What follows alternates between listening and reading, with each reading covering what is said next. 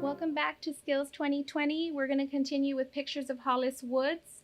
We are on page 80, chapter 9, The Time with Josie. Never mind that we didn't have much money. Never mind that I didn't even know exactly how to get to the house in Branches. I'd find it. Never mind that the house wasn't mine. Please don't mind, I said to Izzy and the old man in my head. I ticked off what to pack, what to do, counting on my fingers. Bring all the food in the cabinet over the sink, a map, winter clothes, piles of anything warm I could find in the house, then get gas at the first exit off the highway. Josie was in the kitchen making cocoa. It'll be dark soon, she said. That's all right, I told her. We like the dark. It's like velvet. That it is, she said, and we like the snow too. I bit my lip. Dark and snow. One problem after another. How about marshmallows in our cocoa? Josie asked. Left-hand cabinet, I said. To begin with, Josie and I had to get off Long Island. I knew that. We had to get to the Route 17 and exit at 90, and after that, we were home free. I had walked the last few miles dozens of times, the grocery store off the ramp, the road curving over the hill. We'd cross the bridge and the house would be there, nestled in the trees opposite the old man's mountain. I could do it in my sleep. I called back over my shoulder, reminding Josie where we were going. It's a house in the woods, Josie, I said. A house on the river, a safe house. I swept half boxes of cereal off the counter into a carton, cans of chicken noodle soup, sugar, salt, anything I could find to eat. Then, wasting precious time, we went to the attic for Josie's old Christmas ornaments. I heard a car and froze on the top step. The sound of the motor grew louder and then gradually disappeared. My heart was beating fast. Stop, I told myself.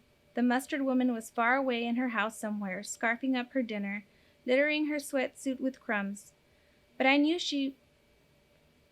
we should leave as quickly as possible. I learned that when I'd run before. The first hours made all the difference, the hours before anyone knew you were gone. I scurried into the attic, found the box of ornaments, and pulled it after me to the stairs. When I finished, the car was piled so high it was hard to see out the windows. It was completely dark now, except for the white flakes hitting the window. In the kitchen, Josie was bent over the table, a cup of cocoa in one hand, her knife in the other, and the smooth chunk of wood in front of her.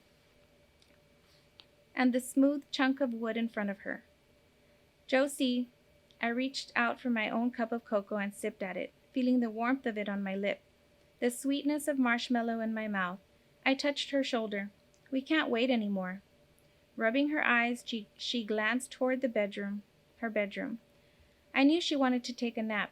I did too. I was tired now, and thinking of the long trip ahead of us was almost too much. We'll have an adventure, I said. You and me and Henry. I hesitated. If we don't go, they might make me live somewhere else. She stood up. Well, we'll go.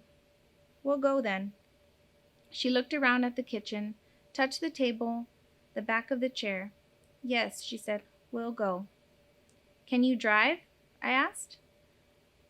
Please let the snow stop, I thought. She smiled. Of course. I made one last trip to the car, carrying her knives, the small drill, pieces of wood, and then I was back, hoisting Henry onto my shoulder. No biting, if you don't mind, I told him.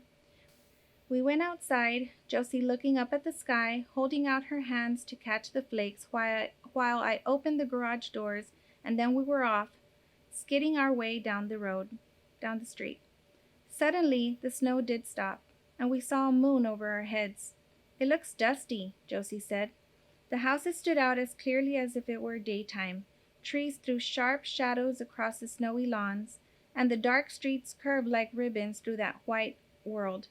I put my head back against the headrest, thinking we'd done it. The hardest part was over. Do you know about directions? I asked. She turned her head to one side. It depends. I know the way to the end of Long Island.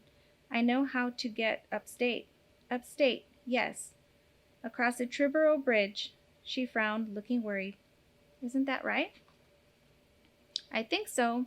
Henry was scratching around in the back, trying to make room for himself. There's a map somewhere. Josie leaned across me, one hand off the wheel. I can find it, I said quickly, reaching for the glove compartment. A tiny pinprick of light appeared as it snapped open. The small space inside was filled with all kinds of things. One of Josie's silk gloves, a couple of dimes, a squished box of tissues, and at the very bottom, the map of New York State. I unfolded it, spreading it out against the door of the glove compartment. It was a mass of color and lines and tiny words that were hard to see in that dim light. I bent over it, squinting. Palisades Parkway, Route 17. It was all there, one line after another, leading me home to Branches. I looked up as I heard the blare of a horn, and then a car swerved past us, its lights sweeping over the road. Are you all right? I asked Josie. Right as rain, she said. I sat back and closed my eyes, thinking of Izzy, drawing them all in my mind, wondering if they'd think I was doing a terrible thing. It belongs to you, the old man said. He would say that now. Would he say that now? I wondered. Why not? Said Stephen in my mind. Izzy's face in front of mine. Would she say, do it, Hollis? I thought she would. I was doing it anyway. Suddenly I sat up straight. How much gas did we have? It was almost a miracle to see the mobile sign off to the right. I touched Josie's arm, pointing, and we pulled off the road, waiting for the attendant to fill the tank while I counted out my running money. Good idea, Josie said, and I had to smile at her. She had driven until the tank was empty, and I might have never remembered. I was hungry now, really hungry. The hot chocolate hadn't lasted long, and I hadn't had lunch. Maybe I could hurry inside for a bag of potato chips and a chocolate bar.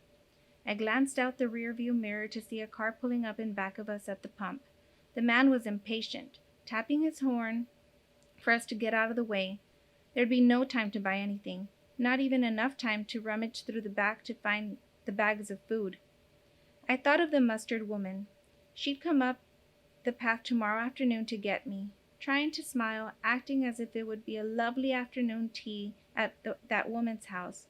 What was her name? Eleanor. When we didn't answer the bell, maybe she'd go around the back to see if we were in Josie's garden. But soon enough, she'd figure out that we weren't there. She'd stand on tiptoe to look in the window of the garage, and it would be empty. If we were lucky, she'd wait a while. She might think we'd be back in any minute. But the minutes would stretch out to an hour. And then she'd know. She'd really know. And then she'd call the police. My hands were damp. Calm down, I made Stephen tell me in my mind. You knew all of this before you started. But Josie turned onto the parkway now, and it wouldn't be that long before we crossed the bridge and left Long Island. Maybe 20 minutes, and the mustard woman would just be getting ready for bed. Next to me in the dim light, I couldn't see the lines around Josie's eyes, or the ones crisscrossing her forehead. I could pretend we were taking a moonlight ride in the Silver Bullet, pretend Josie was all right and we weren't running. The last time I had run was 2 weeks after what happened in Branches. It was September, still hot, with the sun beating down from the early morning until dark. It was hard to move, hard to think. Everything hurt in my head and my chest. I had had enough of the stucco woman, and I knew she'd had enough of me. All I could think about was being somewhere cold, a place where I could scoop up a chunk of snow and crush it against my teeth, a place to make the heat and the pain go away. I left at night after the stucco woman had fallen asleep. It gave me hours to get on the road, to find a bus. I was gone for days before they caught me. Maybe we'd be luckier this time.